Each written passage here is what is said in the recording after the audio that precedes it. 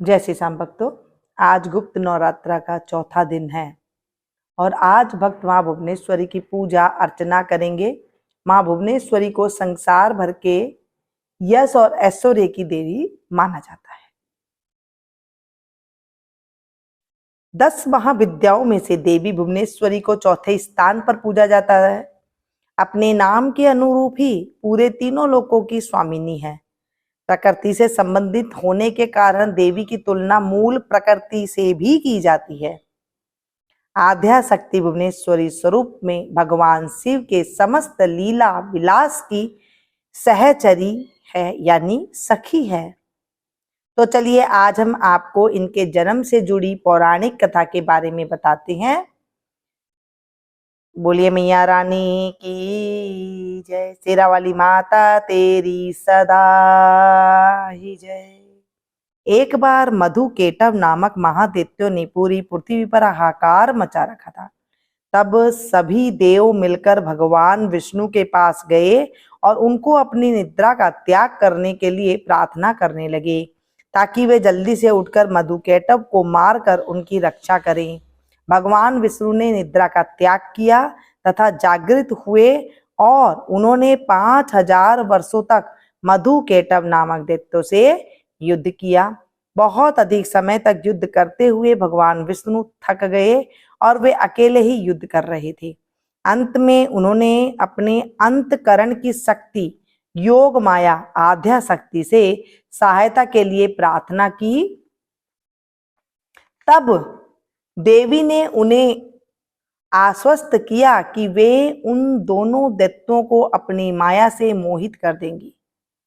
योग माया आद्या शक्ति की माया से मोहित होकर दैत्य भाई भगवान विष्णु से कहने लगे कि हमारा वध ऐसे स्थान पर करो जहां न ही जल हो और न ही स्थल। भगवान विष्णु ने दोनों दैत्यों को अपना जंघा पर रखकर अपने चक्र से उनके मस्तक को देह से अलग कर दिया। इस प्रकार उन्हें मधु केटव का वध किया, परंतु वे केवल निमित्त मात्र ही थे। उससे उनके बाद ब्रह्मा विष्णु और शंकर ने देवी आदि शक्ति योग निद्रा महामाया की स्तुति की गई, जिससे प्रसन्न होकर आदि शक्ति ने ब्रह्मा जी को सृजन, विष्णु को पालन और शंकर को संहार के देव चुना।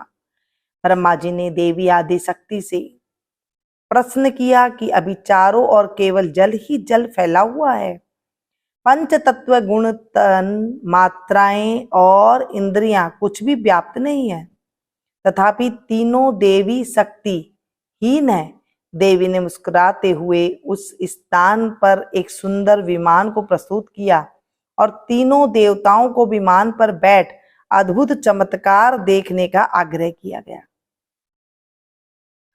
तीनों देवों के विमान पर आसीन होने के पश्चात वह देवी विमान आकाश में उड़ने लगी और उड़कर ऐसे स्थान पर पहुंचा जहां जल नहीं था। वह विमान वायु की गति से चलने लगा तथा एक सागर के तट पर पहुंचा। वहां का दृश्य अत्यंत मनोहर था और अनेक प्रकार के पुष्प वाटिकाओं से सुसज्जित था। तभी वहां देवों ने एक पलंग पर एक दिव्यांगना को बैठे हुए देखा। देवी ने रक्त पुष्पों की माला और रक्तांबर धारण कर रखी थी।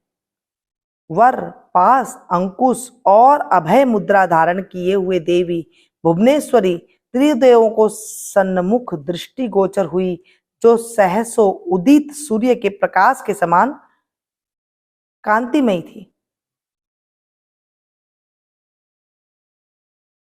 ये सब देखने के बाद भगवान विष्णु ने अपने अनुभव से शंकर तथा ब्रह्मा जी से कहा कि ये साक्षात देवी जगदम्बा महामाया है और इसके साथ ही यह देवी हम तीनों और संपूर्ण चराचर जगत की कारण रूपा है। तीनों देव भगवती भुवनेश्वरी की स्तुति करने के निमित्त उनके चरणों के निकट गए। तीनों देव ने देवी के चरण कमल के नख में संपूर्ण जगत को देखा। ये सब देखने के बाद त्रिदेव यह समझ गए कि देवी संपूर्ण ब्रह्मांड की जननी है।